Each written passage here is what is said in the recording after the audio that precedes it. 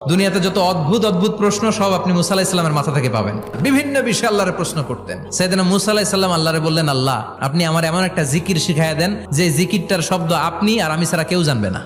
দিনে রাতে সব সময় এই জিকির আমি করব, আপনারে ডাকবো, কিন্তু শর্ত হলো এই জিকিরটা জানবে শুধু আপনি আর জানবো শুধু আমি। আল্লাহ বললেন, মুসা পড়ো লা ইলাহা ইল্লাল্লাহ। মুসা আলাইহিস সালাম কয়, মাবুদ এটা তো জাতীয় জিকির, সবাই জানে। আমি তো চাইছি এক্সেলেন্ট একটা জিকির, কারো কাছে নাই, শুধু আমি জানবো আর আমি পড়বো।